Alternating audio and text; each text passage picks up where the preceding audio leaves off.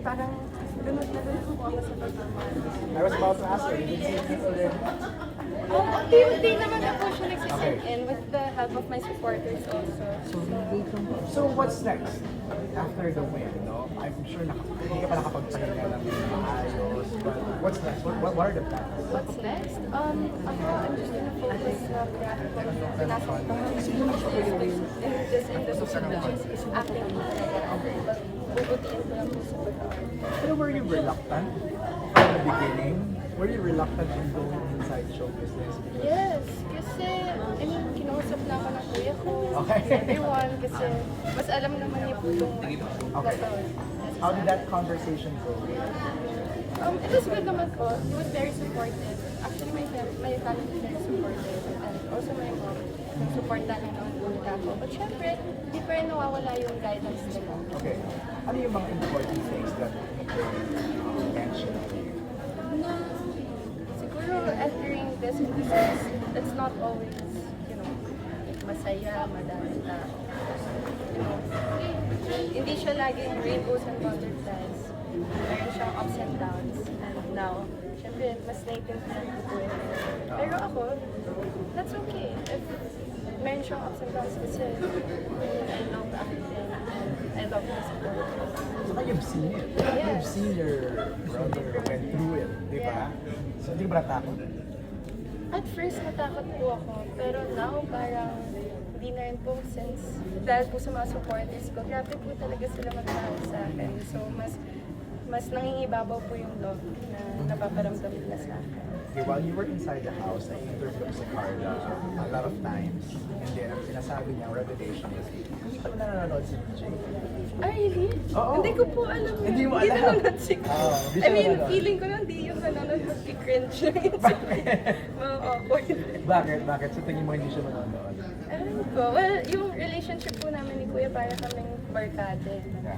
And very protective din si Kuya. So, wala, yung parang, wala na ano po yung ginagawa mo. And then, tatawanan niya ako. Yung parang may ganong asaran po. And speaking of protective, pumayag na ba siya na if ever mag-love ka?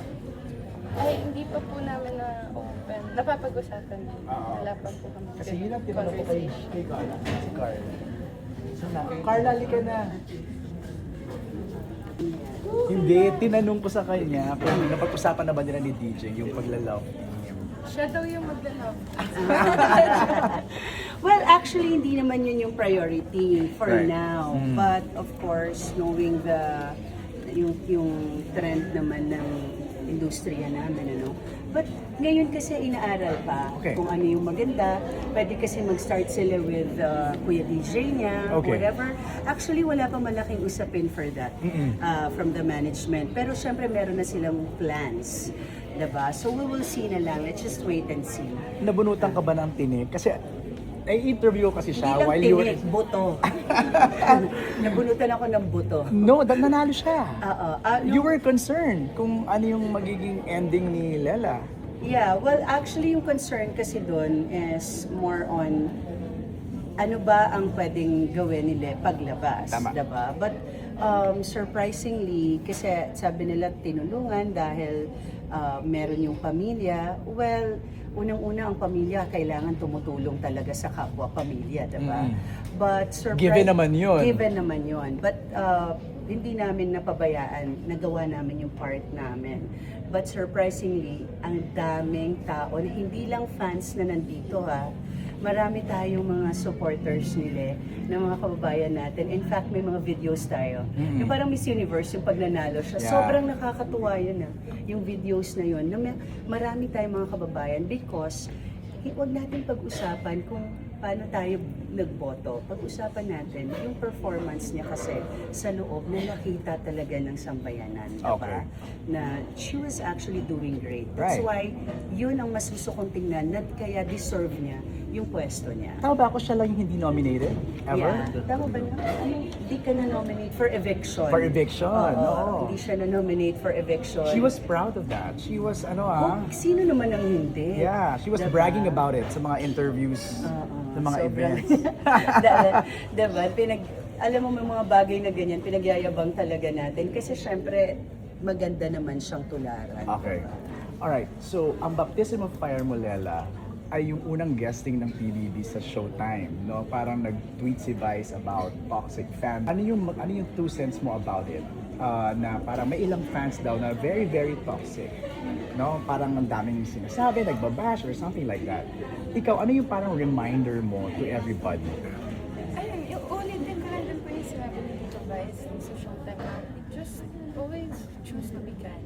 Okay. Kasi wala namang, libre lang maging mabait, but mapapagkakait yun sa mga tao. Mhm. And yeah, just surrender and repent. Jesus loves you guys. So, ano na lang, just mas piliin yung mga maging mabuti at magdasal kayo. Right. Carla, what are your 2 cents mo doon sa sinabi ni Vice? Reminding everybody not to be toxic.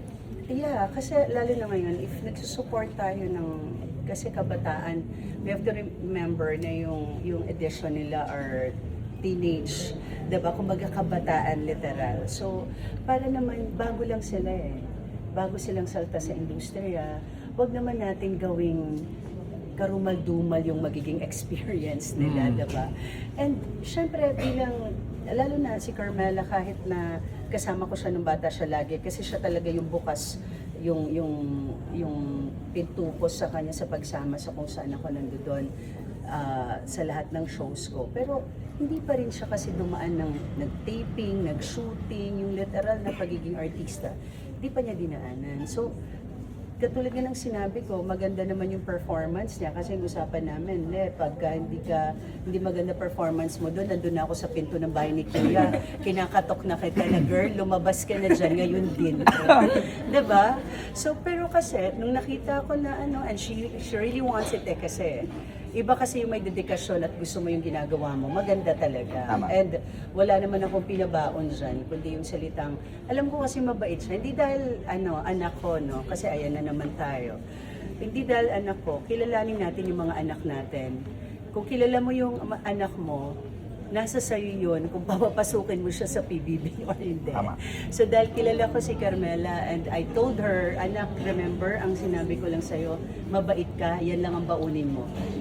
Diba? Nangingi ka nga ng 3K nun eh. Hindi ko nga binigyan. Si 3K Wala namang to. tindahan sa bahay. Si 3K to eh. Talaga, mahingi ka lang 3K. Oo.